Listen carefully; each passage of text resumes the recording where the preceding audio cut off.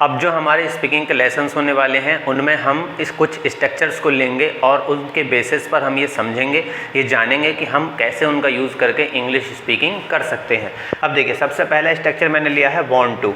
ठीक, इसका मतलब क्या होता है? कोई काम करना चाहते हैं। आप जब भी इस तरह की कोई बात बोलेंगे कि मैं कोई काम करना चाहता हूँ या कोई भी कोई काम करना चाहता है तो आप वांट टू का यूज़ करेंगे। अब इसको यूज़ करने का एक छोटा सा रूल है, रूल लगाया है कि भाई सब्जेक्ट के साथ आप या तो वांट टू लिखेंगे या फिर लिखेंगे वांट्स टू। यानी देखो मैंने क्या किया है, वांट में लगाया है एस, ये थोड़ा सा मैंने चेंजेस है, या तो वांट टू या फिर आएगा वांट्स टू, और टू के बाद हमेशा आती है वर्ब की फर्स्ट फॉर्म।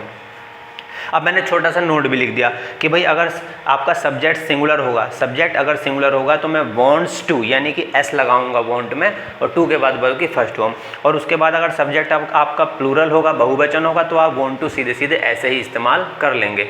ठीक, अब देखिए एग्जाम्पल, मैंने लिखा कि मैं अंग्रेज़ी बोलना चाहता हूँ, मैं तो बहुवचन होता है आई, तो आई के साथ मैंने वांट टू लगाया, टू के बाद वर्ब की फर्स्ट फॉर्म आई स्पीक, क्या बोलना चाहता हूँ? इंग्लिश, तो I want to speak English.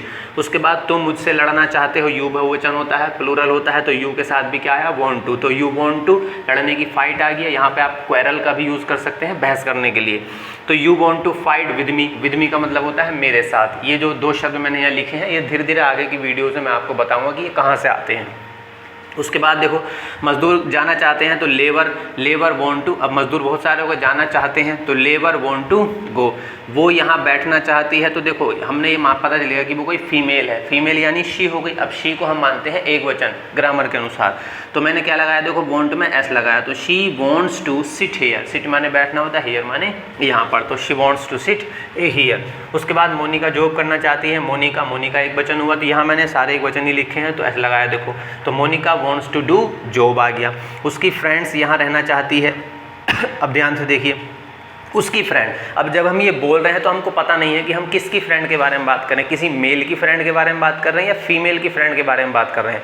अगर वो कोई मेल की तरफ आप इशारा कर रहे हैं कि उसकी फ्रेंड, ठीक, तो क्या आएगा? मैंने लिखा हिज फ्रेंड। और अगर आप फीमेल की फ्रेंड के बारे में बात करें तो मैंने लिखा हर फ्रेंड। ये धीरे धीरे आपको समझ में आ जाएगा, अभी आप खाली ऐसे ही बोल लीजिएगा।